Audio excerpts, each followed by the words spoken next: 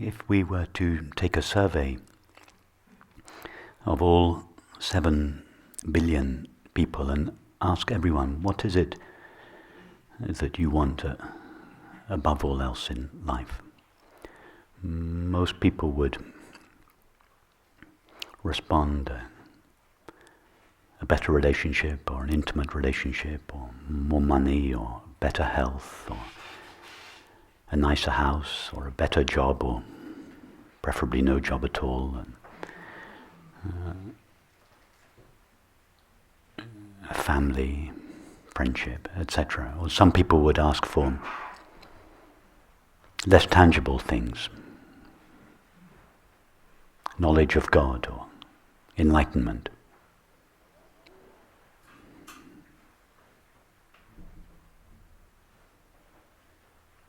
But if we were to say to these people, if you knew that your next intimate relationship would cause you misery, would you still want it?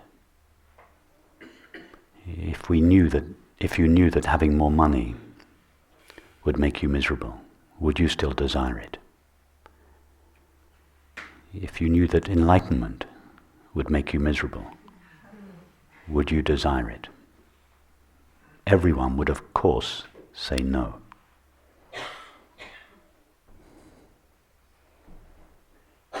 Just from that simple fact, it should be clear to us that what we really want is not an intimate relationship, better health, more money, knowledge of God, or enlightenment.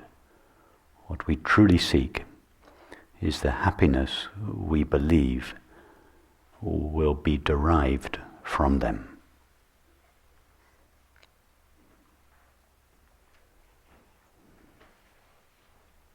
Is there anything you can imagine desiring more than happiness?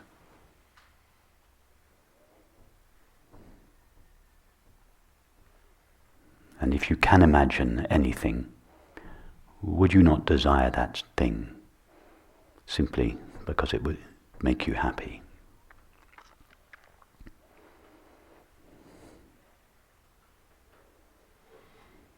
See clearly that the one thing anybody ever truly longs for is happiness.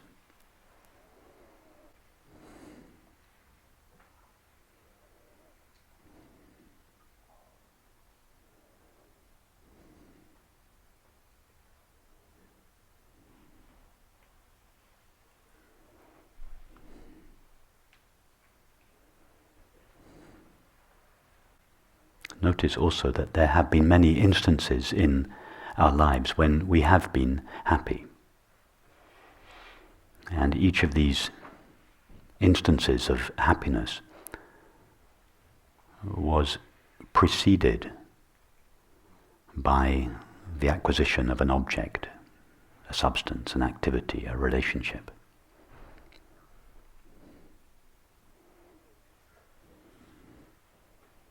When we were 5 years old, it was the trip to the sea that seemed to make us happy. When we were 10 years old, it was our winning the competition at school that made us happy. When we were a teenager, it was our first romantic relationship that made us happy. When we were in our 20s, it was our first job that made us happy. In our 30s, our first home that made us happy, etc., etc. But in each of these cases, the experience of happiness itself was always the same experience.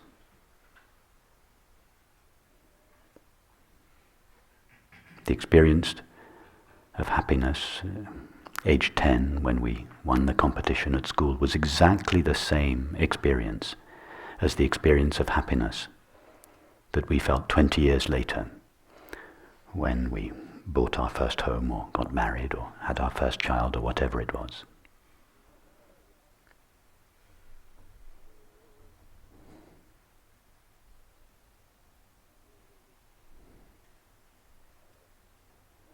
Notice also that whatever it is that makes us happy doesn't always make us happy. It sometimes makes us miserable. If that were not the case, we would all be happily married to the first person we ever fell in love with.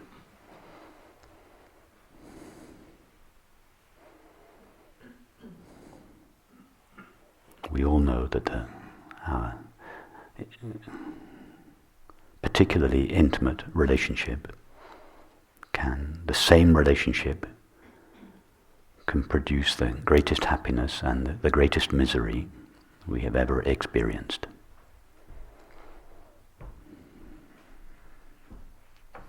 If the happiness was really caused by the object or the activity or the relationship, then as long as that relationship was present, happiness would be present. But simply the fact that an object, an activity, a relationship can make us happy one day and miserable the next should be all the information we need to enable us to see clearly that happiness can never be derived from an object, a substance, an activity, or a relationship.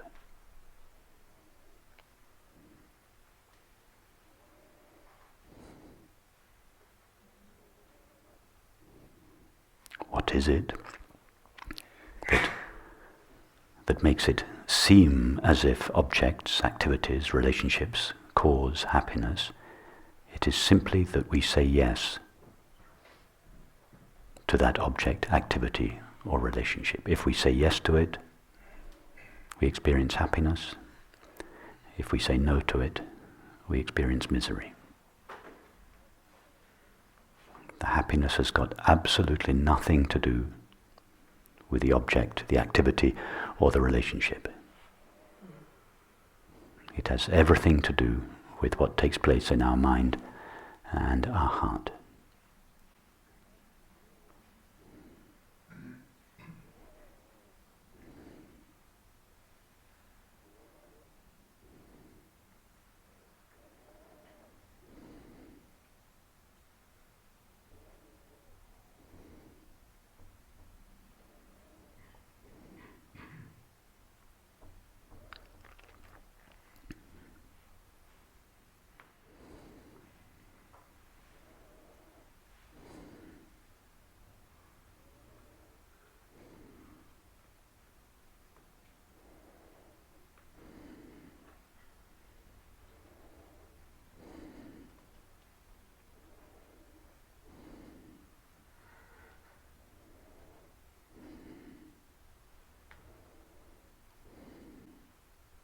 It might seem that happiness is an intermittent experience that fluctuates with all other experiences, and as such it is something that is experienced from time to time.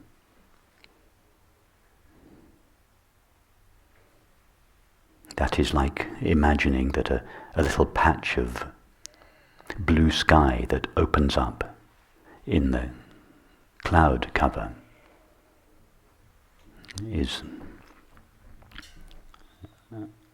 a localized, temporary appearance of the sky.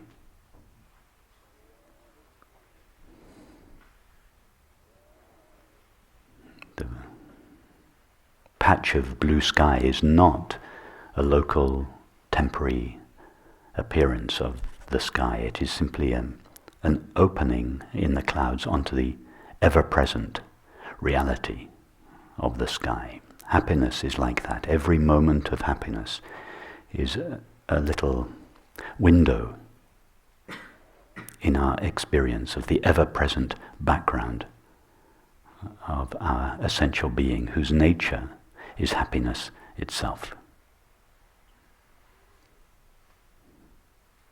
What is it that causes this opening of the cloud cover? What is it that gives us access to this ever-present background of happiness? Simply our saying yes to the current situation. If we say no to the current situation, that is the closing of the clouds and the obscuring of the ever-present background of happiness. The experience of happiness has absolutely nothing to do with the objective content of our experience.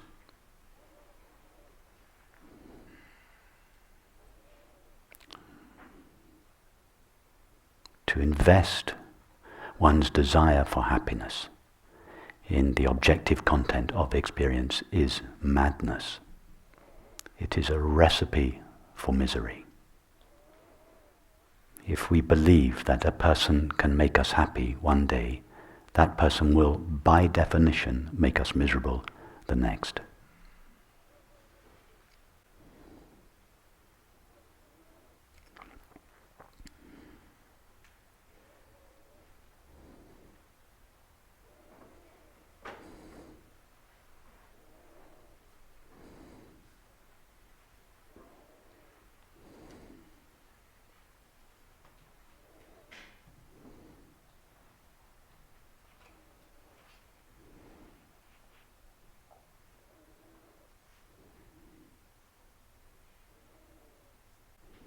All that is required to experience continuous peace and happiness is to say yes to our current circumstance. In fact, it's not even necessary to say yes to it. This openness, this allowing, this welcoming of experience is the nature of awareness. It is what we are. It is not something we have to do.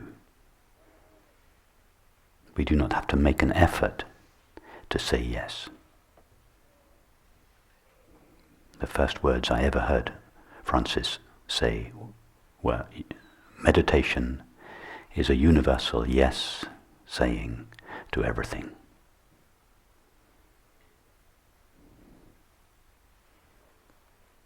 This universal yes saying to everything is the nature of ourself. It is not something we have to practice or do. It is what we are. The space of this room does not negotiate every person who enters it, wondering whether or not the space approves of the person or not. The nature of the space is to say yes to everything that appears within it, however wonderful or awful it may be. We are like that. We, awareness, are like that. Our nature is this openness. We do not have to practice this openness, this yes saying to everything. It is what we are. It is not what we do. What we do, what the mind does, is to say no to some things. Whatever we say no to makes us miserable. It's as simple as that. Our suffering is our own activity. Nobody imposes suffering on us. If we think that the loss of our faculties, or the behavior of our partner, or the state of our bank balance, or the state of our health, is the cause of unhappiness, we are fooling ourselves. None of these things can cause us unhappiness unless we give them permission to do so, in which case they will do so. The only thing that causes us unhappiness is saying no to our current experience. Nobody imposes unhappiness on us. Nobody and nothing can make us unhappy. Our suffering is our own moment-to-moment activity.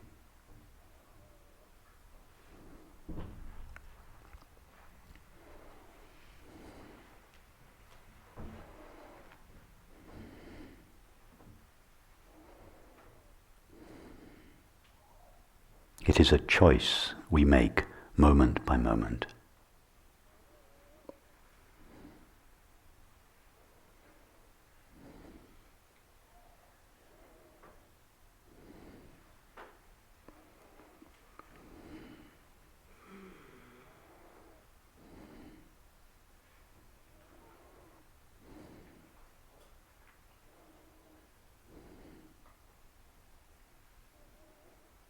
This does not mean that we lead a life of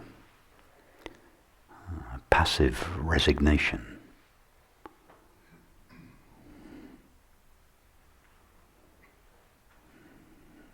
It just means that our action in the world doesn't come from resistance.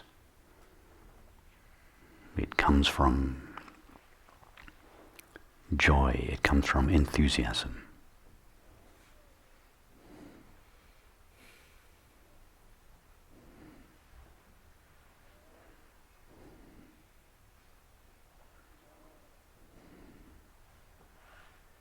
This joy, this happiness is the nature of ourself. It is available to everybody 24/7.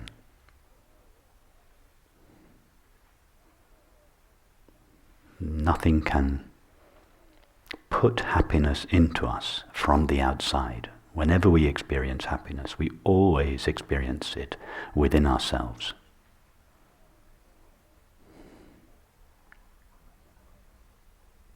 If someone were to tell you now you have just won $10,000, immediately you would feel happy. The happiness has not been put into you from the outside. It was lying in the depths of your being, simply waiting to be triggered.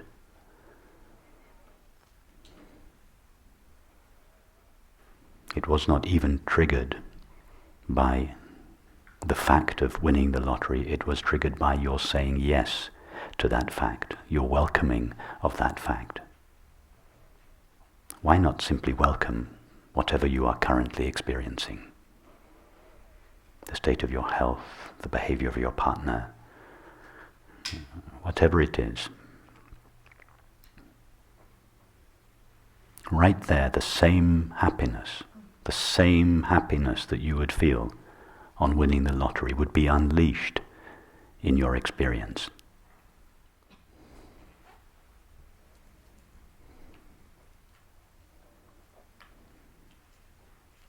Imagine the freedom of leading a life where you know that your happiness is not dependent on anyone or anything.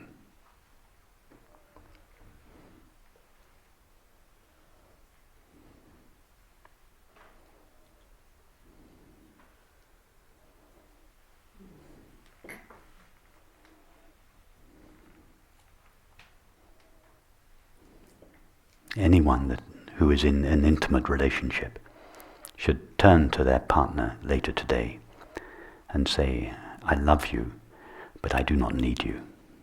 I do not expect you to provide love for me, and nothing you can do or cease doing can make me happy or miserable. That is the kindest thing you can say to your partner, to relieve your partner of the impossible burden of producing happiness for you. They will never satisfy that demand, and sooner or later you will feel let down by them. Why not simply relieve your partner of that impossible demand right at the beginning of your relationship? The quality of your relationship will improve tenfold as a result. And those of you who are not in intimate relationships, who seek intimate relationship, or indeed any other object or activity or state, make sure that you do not seek that relationship with the belief that it will make you happy. If you enter a relationship with the belief that it will make you happy, you can be absolutely certain that it will one day make you miserable.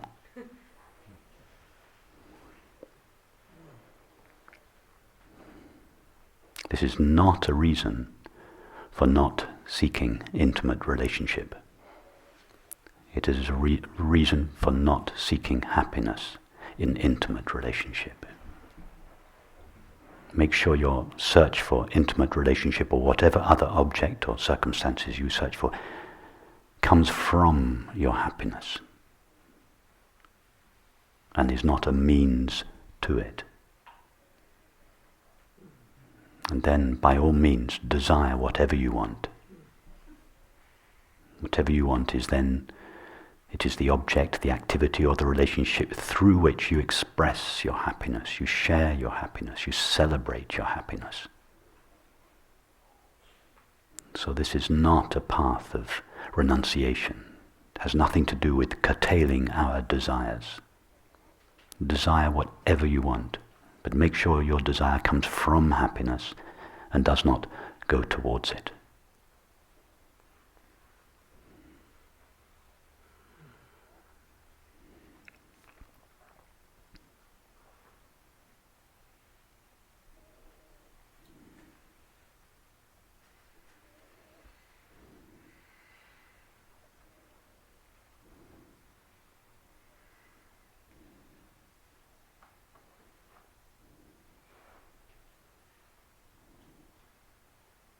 No experience is unbearable. No experience is overwhelming.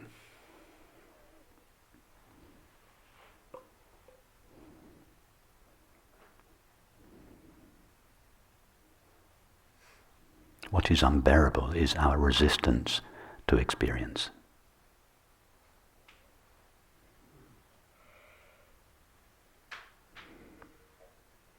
No experience has the capacity to make us miserable unless we resist it, unless we say no to it.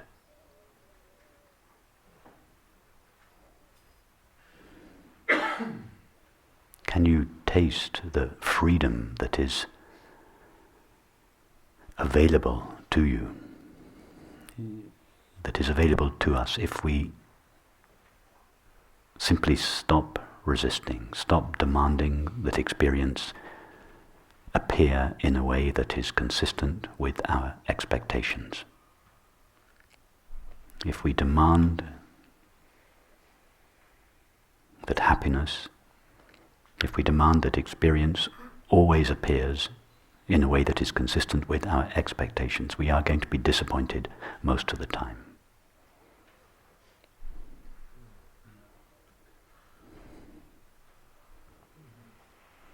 Can you imagine the absurdity of only being happy when the sun shines? Of demanding that our happiness is dependent upon the weather?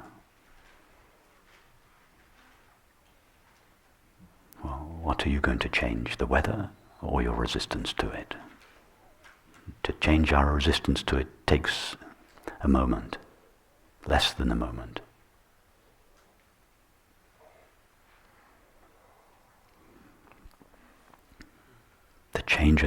Are we going to try to change another person's behavior, given that behavior is the product of decades, lifetimes of conditioning? Or are we going to simply change our resistance to it?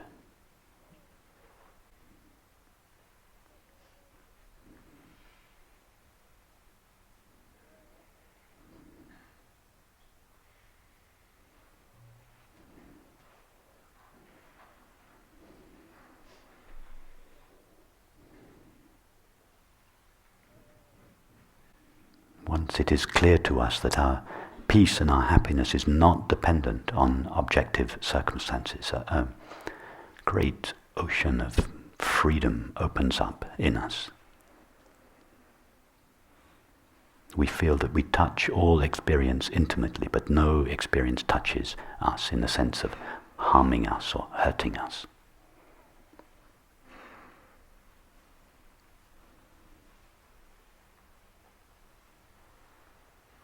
We are totally open to all experience, but cannot be harmed or hurt by any experience.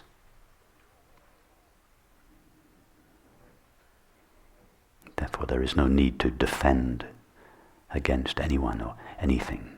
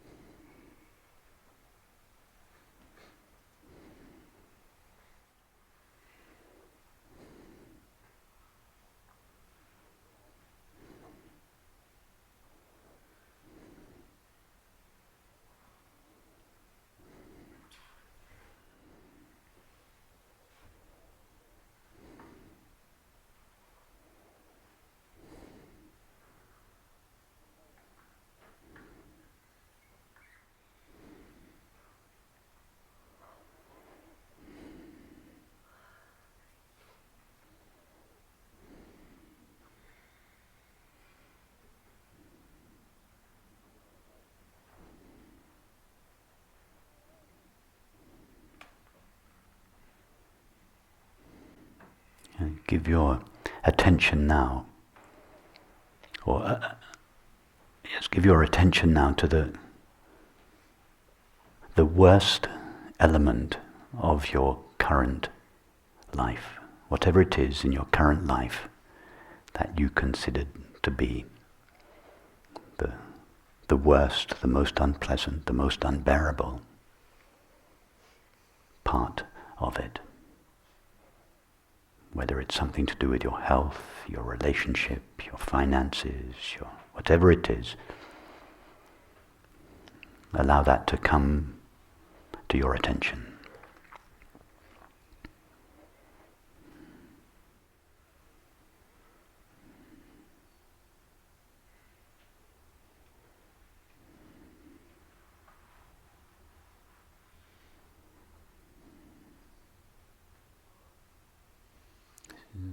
Feel the impulse in you to avoid whatever this situation is.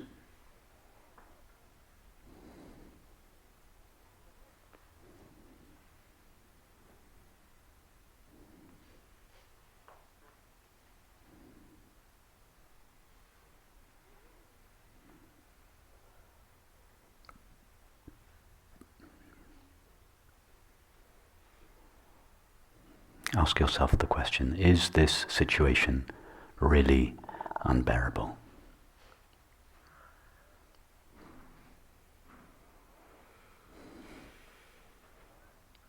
Ask yourself the question, is the situation even unpleasant? Or is it my rejection of it that confers unpleasantness upon it?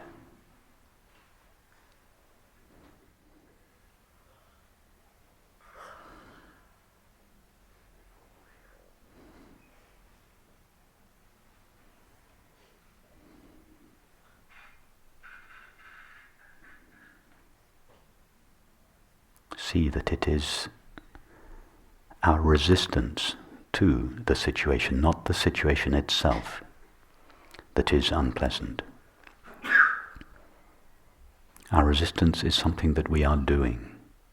It is not imposed on us by anyone or anything.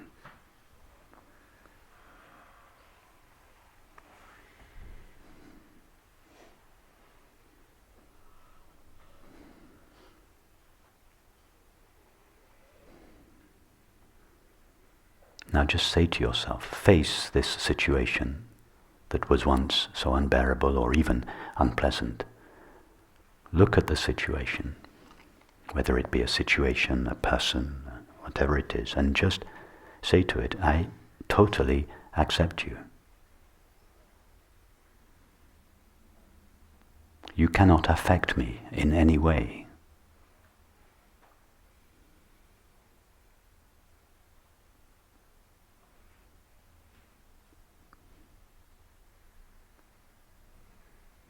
My being is not stained or harmed or hurt or changed or moved by you, whatever it is.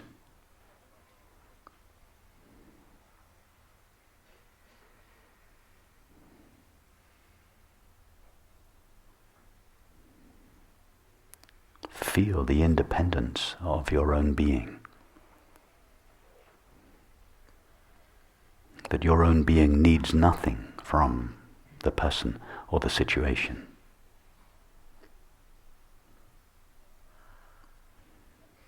Withdraw your projection, your demand for happiness from the object or the circumstance or the person.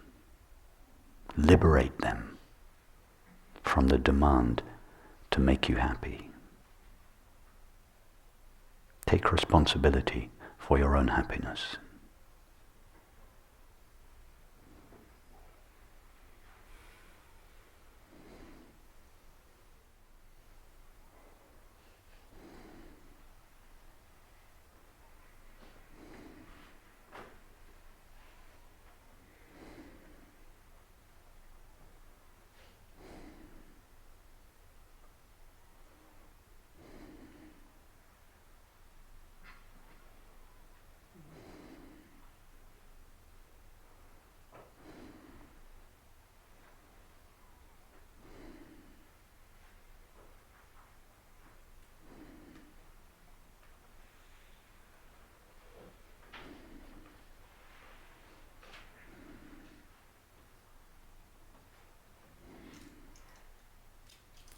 this independence of our own being may feel neutral to begin with, or it may just be felt as a background as peace, but soon this peace will grow into happiness. The happiness that is innate in our being, or the happiness that is our being.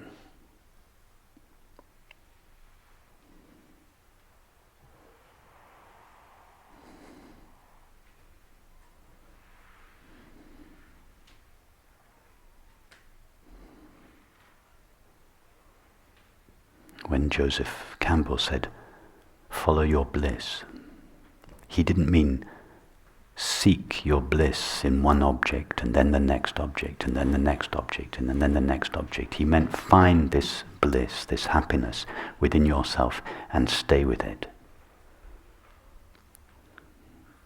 Move from object to object, from relationship to relationship, in touch with this innate happiness or bliss. And if we do that, this happiness begins to shed itself, spread itself, confer itself upon everything that it touches. It begins to communicate itself.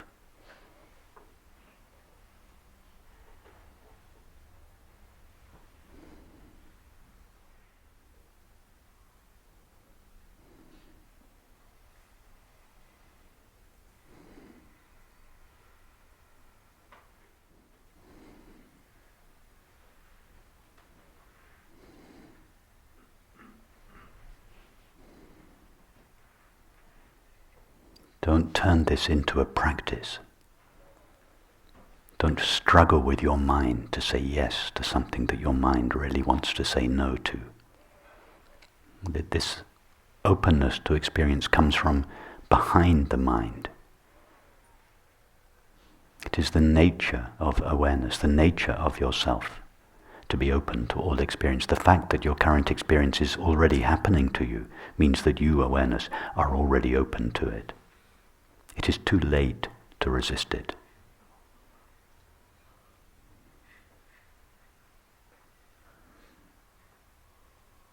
This openness to experience is what we are, not what we do.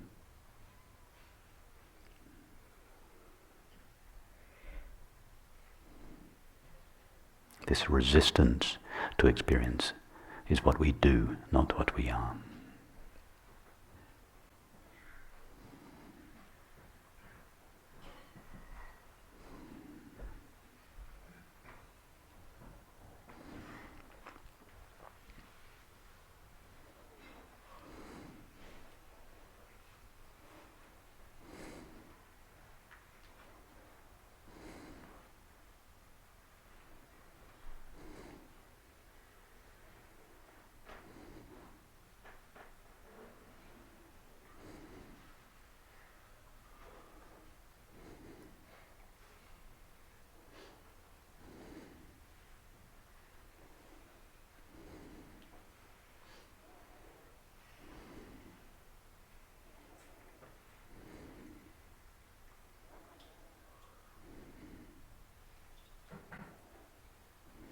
The Church of England should rewrite their marriage vows. Someone getting married should say to the other, "I love you, but I do not need you. You are free to do whatever you want. You can stay with me for a day, a year, or 50 years. I love you, and I love your freedom. I respect your freedom, and I trust you to respect my freedom. My happiness is not dependent on you." That is the most loving thing we can say to a partner. I love you, but I do not need you. Have the courage to say that to your partner.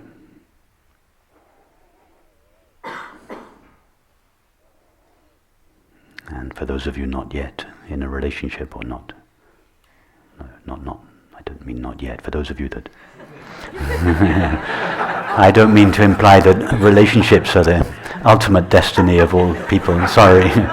For those of you who may at some stage embark on a relationship, be sure that you say early on in your new relationship, I love you, but I do not need you, and I do not expect you to produce love or happiness for me.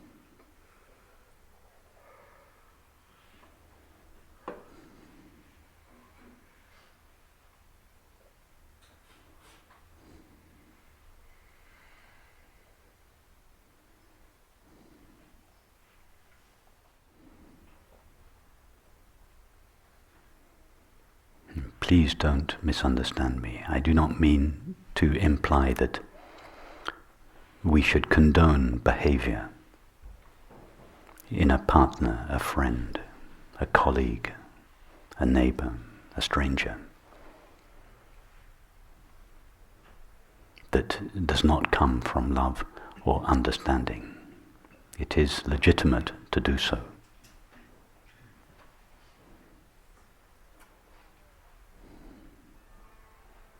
In other words, it is legitimate to address such behavior. All I am suggesting is that we do not allow our happiness to be a hostage to anyone or anything.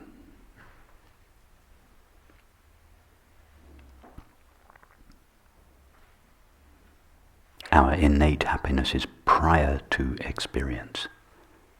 It is never the result of experience.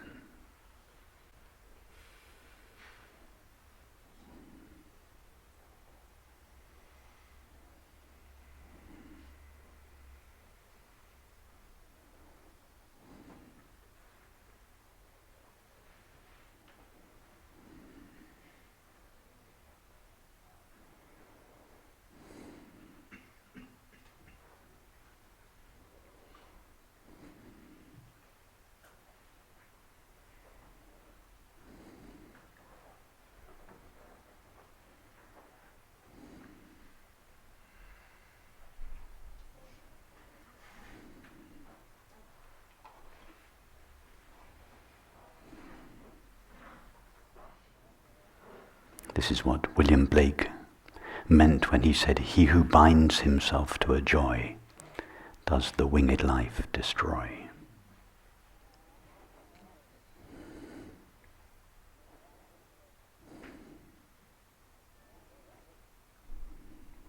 One who allows their joy to be bound by a person, a circumstance, an object, an activity.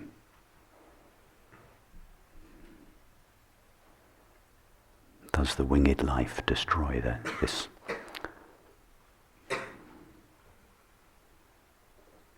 freedom, this independence?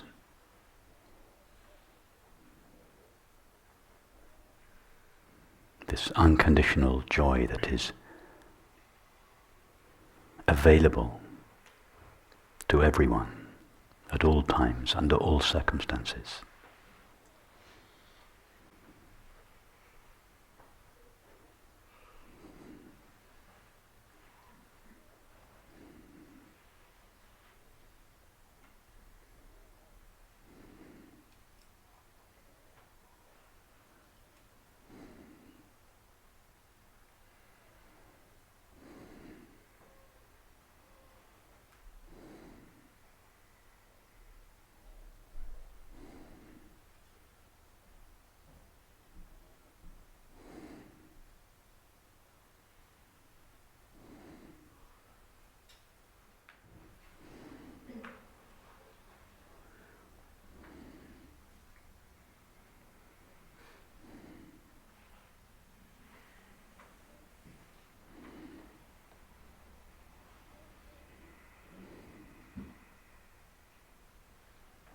be very sensitive to any feeling of boredom, irritation, or restlessness.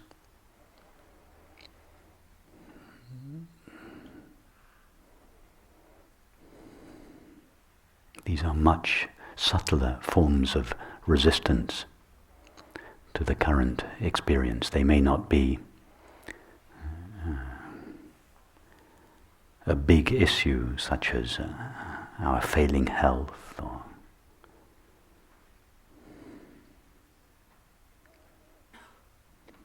a difficult relationship or the loss of a loved one. But nevertheless, our boredom, irritation, restlessness is just a subtle rejection of the current experience.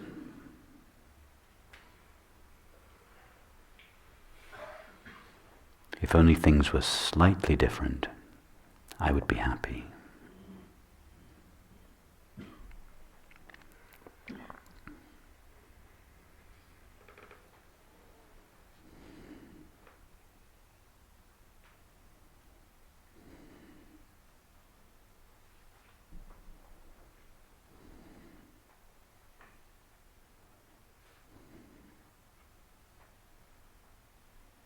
Face whatever it is that seems to be intolerable or unbearable or even mildly unpleasant. And see that the unpleasantness is not in the object or the experience. It is only in our resistance to it.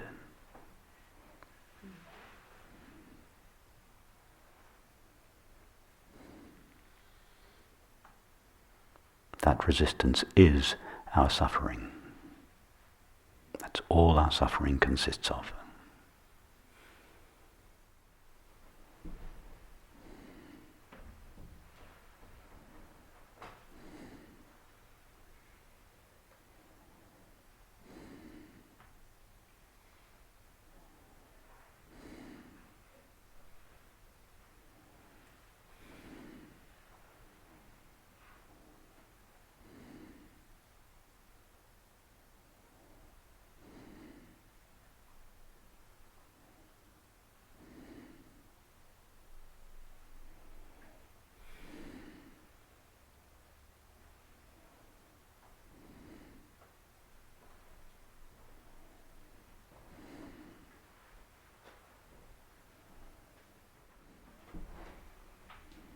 If you find yourself in a situation where you have to say no to something, make sure that the no comes from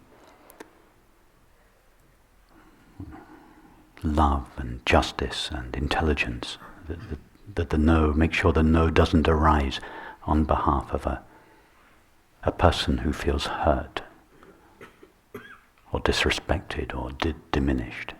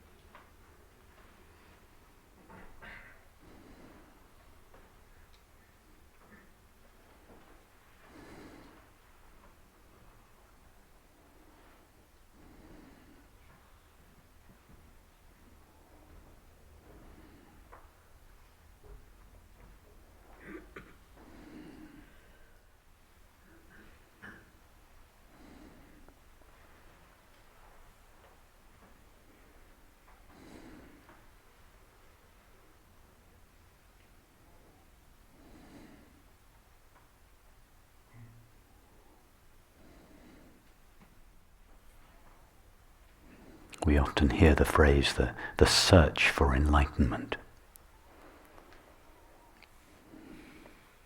Whatever we are searching for is obviously not present now. Therefore, if we are searching for enlightenment, we are searching for an experience that will happen in the future. And if we are searching for an experience that will begin in the future, that experience will by definition end. The search for enlightenment is the search for misery.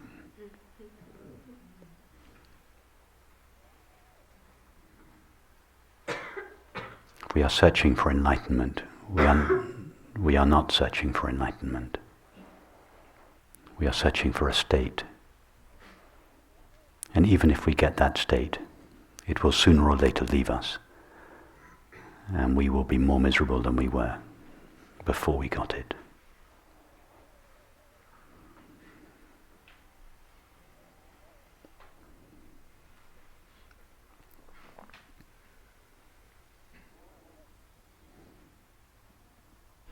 Enlightenment, so-called, the misnomer enlightenment, is the recognition, the revelation, the simple, not the extraordinary, mystical, spiritual revelation, the simple, ordinary revelation of the nature of ourself, its nature of peace and unconditioned joy, a joy that depends on nothing.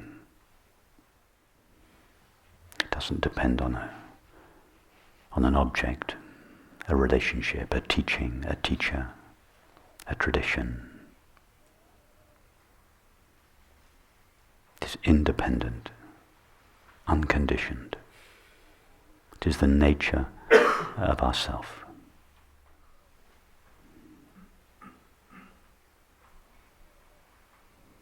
It cannot be found because it cannot be lost.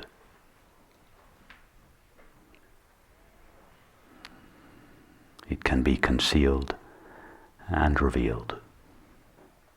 And it is concealed only by our resistance to experience.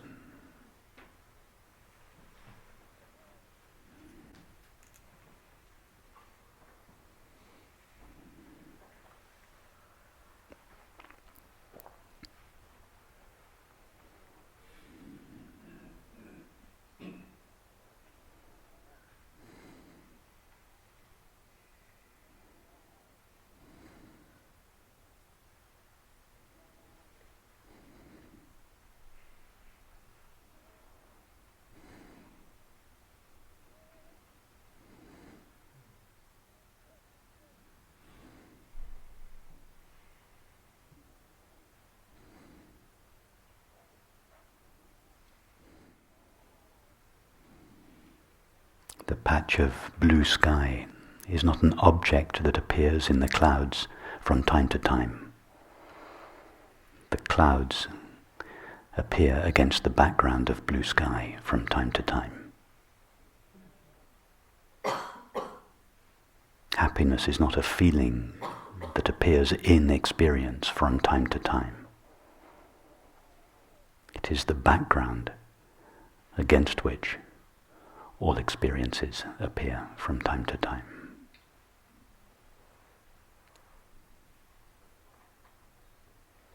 It is the nature of the background. It is the nature of our being.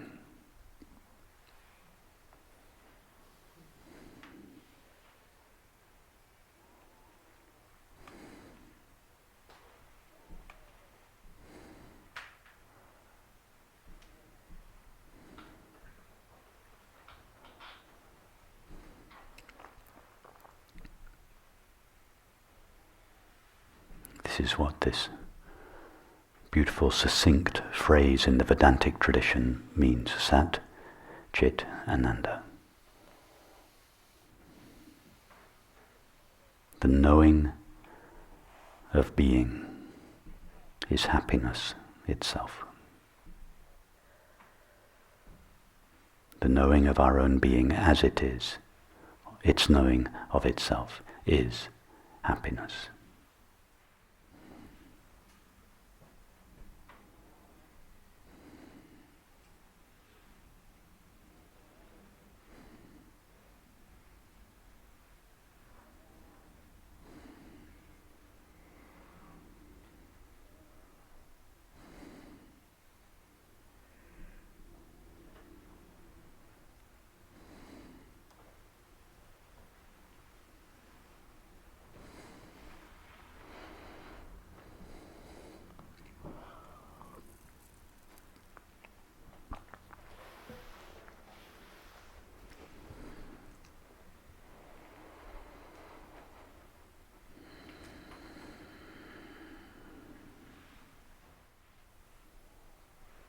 The space of this room does not resist anything, and it does not hold on to anything.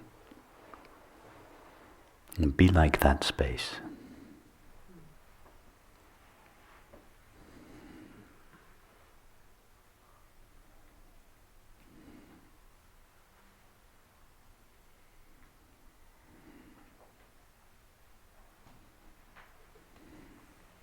Resist nothing, seek nothing, need nothing, be nothing, know nothing. Not just objects and relationships, but ideas, including non-dual ideas. Hold on to nothing. Do not let yourself be defined by anything.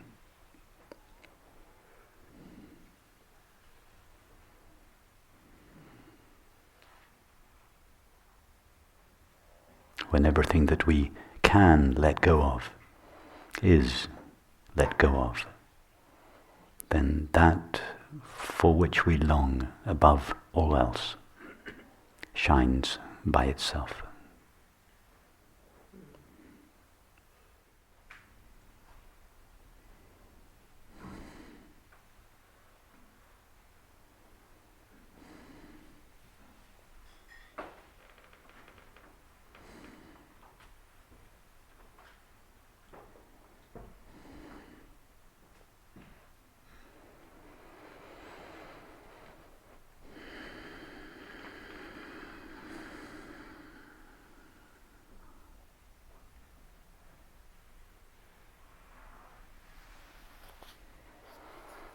Thank you.